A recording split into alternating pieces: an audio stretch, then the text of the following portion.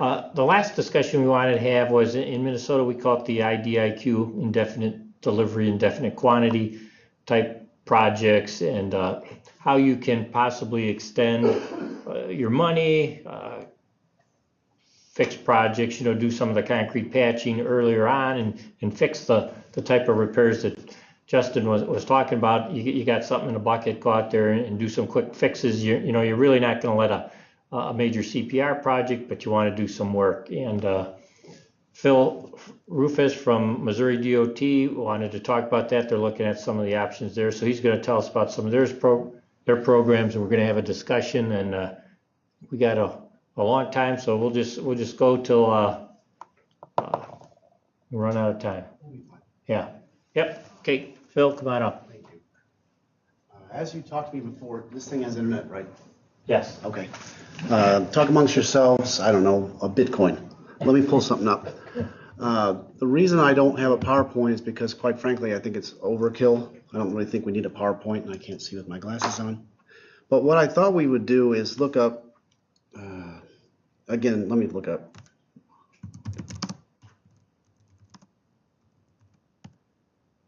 See if we get lucky. So job order contracting. So I want to pull this up just so I can show it to you. And while I do that, give me another one. Tell you why. Those of you who heard me yesterday, let me start off correctly. I'll say it again. I'm very humbled to be allowed to come talk to you today. My job is in maintenance. And what I do, and now I'm more a planner, but what I do in St. Louis's Metro District is basically put out fires, figure out what we're going to do, investigate failures. That's kind of where I came from. So our district is a little bit different than the state, and Kevin and I had quick discussions, so I think I'm going to modify it a little bit differently. Why? That's what I told you yesterday. Why am I doing this? The main issue that we have JOC contracts is back in 2012, we began doing this concept. In 2012, MoDOT used to have crews that could go out. We had a concrete repair crew, we had a guardrail crew, we had a whole bunch of crews. Funding, blah, blah, blah. We went through what's called the Boulder 5-year direction, and we shrunk about 33%. So when we shrunk that, we lost a lot of expertise. We just physically didn't have the people anymore, and we didn't have the specialized crew. So the first why we did it is we still have blowups. We still have problems. And we still take approximately 18 to 20 months to get a real stip job through the system. So if you want to use the word stopgap, we'll try that idea. But our IDIQ concept is known as a job order contract. We have 9 of them. I started writing them over there on the board, but then I got confused and I stopped doing it. 3 of them are through the stip. To address your question early, there is a long term that goes for a year and has a year renewal. And I'll get into the later on. The other 2 that are in the stip are the bridge contracts, and they're also through and using federal dollars. Every other one of the 7 are done through state-only funding. So, for instance, I'm only going to talk about pavement because I only know about pavement. But we have guardrail, slab lifting, asphalt, concrete, and the ladder. Oh, it's written right there, doesn't it? Yeah, obviously it's written right there. Hold on, that's why I'm standing in front of that. Nobody can hear me. So what I'm going to focus on today is tell you why we're doing it in concrete, because I think that's what Jerry wants me to talk about. So it's quite simple. What we do, we go ahead and we go through the big budget planning meeting, which is what I kind of do now, and we set aside a certain number of dollars. In this instance, we set about $2 million off the top to put into JOC. And it's funded through SWIMBY, which is statewide interstate major bridge. It's just a funding acronym. But it basically takes it off the top of the funding for all of our dollars from the entire state and puts it into the districts. So in ours, we have about $1.2 million in asphalt, $600,000 in concrete. And that's just for interstates. What MoDOT in District 6, St. Louis, has also said we're going to go ahead and duplicate that for non-interstate. As you may have heard me say before, I believe we have the 7th largest system. So a vast majority of my challenges do not come on the interstates. They come on the other particular roads. So how do we do this? Well, I'll bore you to tears, and if you're really, really boring, you can go ahead and look this up on the internet. Just type in Missouri Concrete GOC and you'll get at least that to come up. It's a boilerplate. It's a term that we can kind of use interchangeably, pull things in, put things, how we want to change things around. The way that our JOC is run is we only have 4 things we worry about. 1 is a fixed price, which is kind of what I want to shop to you. I want to call it fixed price variable scope. And then 2, we have factors. So we'll ask them how much, for instance in concrete, how much per square yard, will you charge us with a mob fee? The mob fee is usually about $5,600 to $6,100 per mob fee over 2 miles. That's the details. And then we'll say, okay, how much will it cost with a factor of daytime, nighttime, and weekend? It's extremely simplified contract that go ahead and said, okay, spend the money, spend the money, spend that money, and it allows for, we have a RE that is in charge of state district-wide maintenance contracts, and his staff pretty much lay it out, and they'll draw up the work order and submit it to whoever won the contract, and they'll come out and do it. So I don't really need 30 minutes to talk about that, boss. I mean, it's fairly simple, but we can kind of elaborate more and more on it.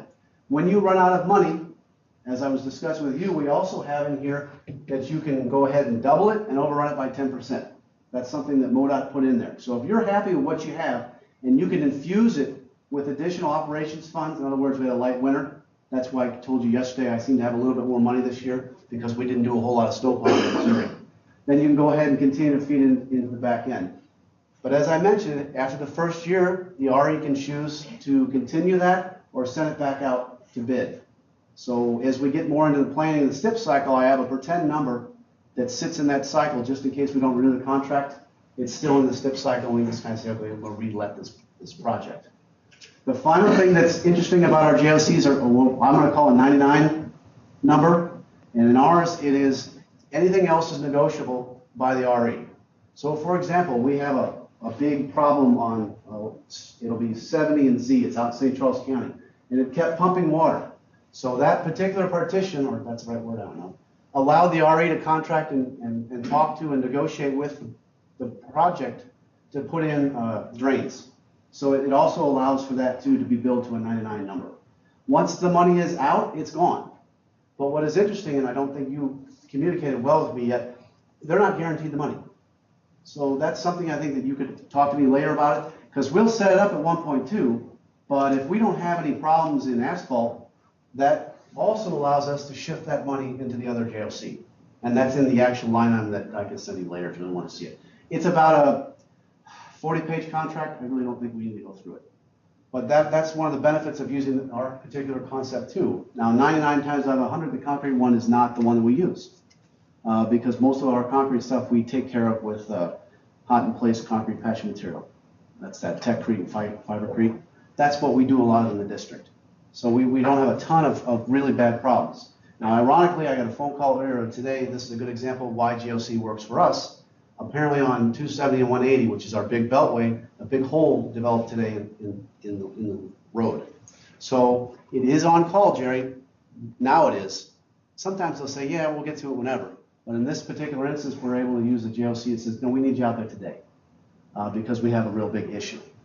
So that's kind of JOC in a shell. What I want to do with your IDIQ concept is, because of the asset management plan that I have to do for the district, I have to touch a certain number of lane miles. I think I talked to you also about this. So my next step for this, through we have an alternate delivery project engineer that works for us, is what if I just had $500,000 and I wanted to do chip seal, and these are the routes. Go ahead and bid on how many routes, and I choose the one that gets the most done. And that's the next step of this JOC concept or this IDIQ concept. Will it work? I don't know. I think, like I said yesterday, I'm here about a year too early, because what we talked about yesterday, we don't have information on that particular research one. And this one, we really haven't advanced far enough to get into it. But it's been going on since 2012. We have several of them, which allows us to do a fixed price variable scope concept. That's it, fellas, ma'am. Are there any discussion points we want to chat about it, where you failed? I love talking about where I messed up. Can you talk about the slab lifting? Oh, crap. Or is that just no, jacking? well done. Okay, politics. What a surprise. It's in MoDOT. We used to have a polyurethane foam versus an asphalt under seal. It came to a head, 70 and 141 New York City, right by where the amphitheater is, and they bid against each other, and asphalt won, because asphalt's cheaper. But technically, can it lift?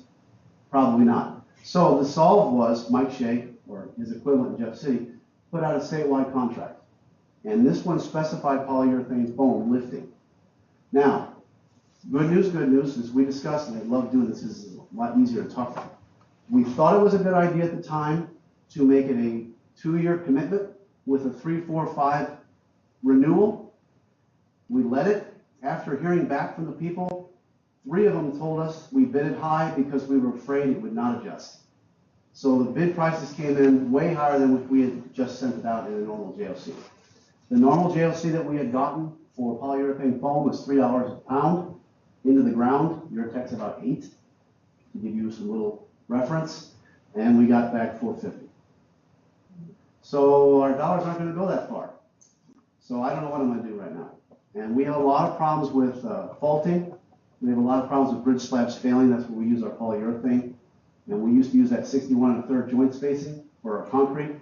And we have quite a bit of it left. Well, we've got to track at 17, 17, 17. And we've been lifting those back up and diamond grinding if we have to. So I don't know, man. I'm sure. We'll see. It may it's an anomaly to try it statewide. St. Louis has approximately 40% of all the money.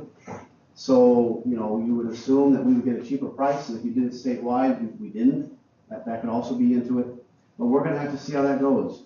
Right now, I don't feel very confident that I'm going to utilize much of that service. Yeah, because you talked about the mold on that too. Well played, sir. Within 2 miles, you pay $5,600 to $6,200 mold. But as I also said, these people see how this system works. So when I play with them, I'm like, you know, what can I do to get you this Buick? I'm not paying 4 or 5 loads. And then sometimes I will get a lot of extra, you know, help there. Come on, man, you're really not moving, but what? Half mile down the road, throw me bone. But in our normal repair, though, it's about 26 for a 6x12. So it's not a cheap repair for these, but they have to be done. And any other questions from the Justin? I did have a question on the Techcrete. So you use that for patching, and you use it for Firecrete and Techcrete, sir. you do it for small patches? Like, how do you fire it up if you have a small patch and get it going? Great question. Because of we have 270, and that's a fairly large beltway that was built back in the 80s with that. We went ahead and put $2 million into a contract, and we did every little one. So another thing that you might think of if you actually want to develop the DLC is a good question. In ours, we put a clause in there that says we can take out traffic control. So when they bid it, that's the 5th one I did not mention. There's also a traffic control point. We always take it out. So what my people would do is block for them, and then they would work from 8 o'clock all the way to 5 in the morning. And if you've seen that process, the Fibercrete in particular, they have big Vipers. They'll go about a mile a night, and they'll zizz it out, you know, they'll mill it out, and then they'll be behind it. And the Techcrete that was used up there for that, it was basically a trailer behind a truck. Right. That was. And Techcrete and Fibercrete, to bore the hell out of you, because that's my wheelhouse, it's post-bulk and pre-bulk. That's it. It's relatively the same stuff. Techcrete is pre-bulked in the bags, and Fibercrete is post-bulked in the field. And they bid against each other. And that was good, because we always need to have 2 people bid against each other. 270 and 70, if everybody's bored this summer, we let another project that will put that material down, and it's not been determined which team will place it. We'll just have a prime. Any additional comments, concerns? Jared's going to come back to you early, because GLC is just not that in depth. Well, again, thanks for letting me chat. You have my email. If not, it's my first name dot my last name at mo.mo.gov. You can just give me a jingle or email me. Thank you. Thanks, Phil. So that's what we really wanted to do during this discussion, and we've got plenty of time left, or we'll be done, is to kind of cover, you know, the IDIQ process. Does anyone have any ideas that you've been using in your area that would tie into this discussion on an IDIQ type project?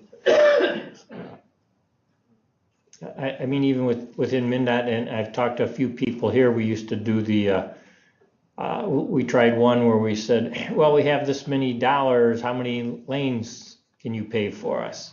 Pave. And the person that would bid the most lane miles would get the award. I think we tried one or maybe a couple, and the big problem with that was the bid system. It just didn't work at all with our electronic bidding system. So I think that's what threw a little wrench into there.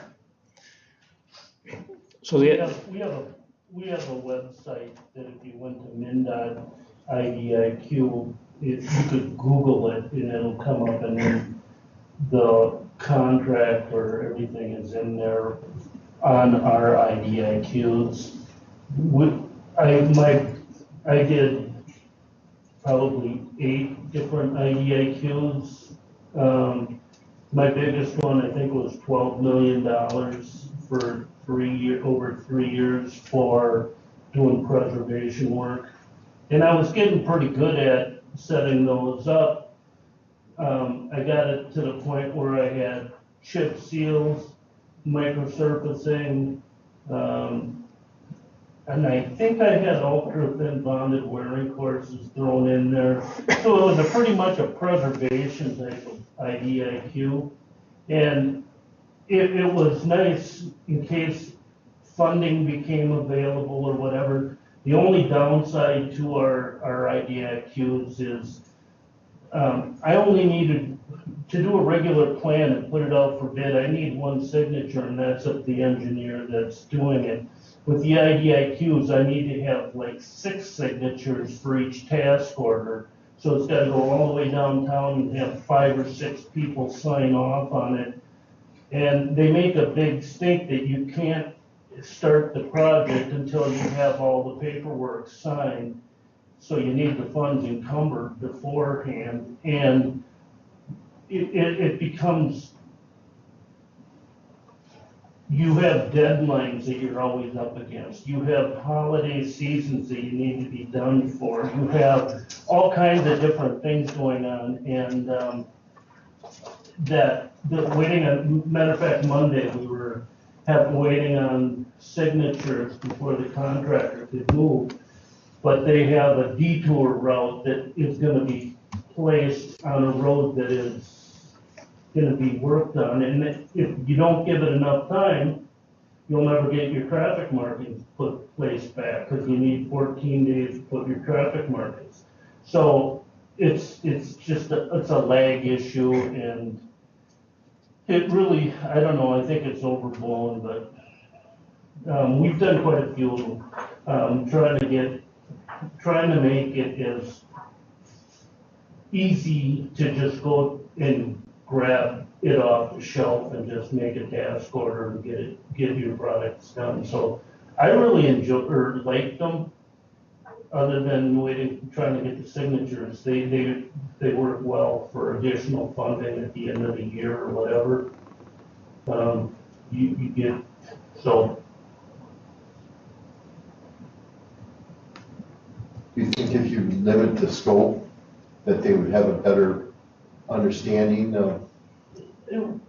Yeah, not really. The issue, we wouldn't get any better pricing. Well, I mean delivery from the signatures. No, it's always ends up on somebody's desk that isn't there for a day or two, and their people below them don't know how to take care of it, and it just ends up being a 3-week to 4-week thing waiting for 6 signatures. Is it because you have a statewide, not a district-wide? A what? Is it because you're statewide, not a district-wide? Well, we set them up different ways. We've set them up district-wide. We have done some statewide. We do some regionally. There are all kinds of different ways to be set up. We just need one signature, and it's from the assistant chief. That's it. The issue is if depends on what type of product you're doing. If I put an IDIQ out for traffic control. Well, we have one of those too. Yeah, but it's a metro thing, and if Bowabic wants to have traffic control, I can't get the same pricing for Moog for here if that guy's got to go all the way up to northern Minnesota. So we have different aggregate contracts set up throughout the state or bituminous ones, where you can, if there isn't a person in your area, you can go to maybe the next local town of somebody that has a bid in, and you can get from them off of it. But I think mine's more successful because I'm compact. yeah, maybe not the best examples to use mine. We have different ones set up for different purposes, so. Thank you. Yeah, the IDIQ from the 10,000 foot level sounds, ooh, super, let's just keep rolling. But then when you find out the paperwork to start each additional project beyond the ones that were initially scoped out, that's where we get into this encumbrance of funds and all these approvals. And I was really surprised by the amount of additional paperwork that's going on there. And mine's funded by operations. And again, I realize that's a little bit different than maybe the average bear, but operations is the only cash budget going up. So it's extremely easy to put aside money and get about $2 million a year. We have preservation funds that are dedicated preservation funds, and then we have another group of park funds, which are bridge and road road construction funds. And the IDIQ, we would get a lot of our preservation done. The park funds would kind of augment that. But the biggest issue is when we started with doing the IDIQs, it was back in like 2014, 15, when the oil prices, nobody knew where the oil prices were gonna go. Yeah. And so that was a challenge for the contractor to try to understand what they're gonna bid on oil and possibly be out 2 years. And we did there's some escalation costs and stuff, and there is some other 2% per year increase on everything that they bid, but to help them out, but they weren't quite sure how to bid those to begin with. But the contractors started liking them more and more as they got going on. So Getting started starts easy, but you're right. Getting started is difficult, but I guess once it's going, it's easier. Ours was what adjusted fuel price, so when oil went up, we paid them more. They could elect to take that or not. It's actually an election by the contractor, and they always elect to take varying fuel price. Anything else? Any more discussions, comments? Jerry? Okay, so that will probably wrap us up a good half hour early. There are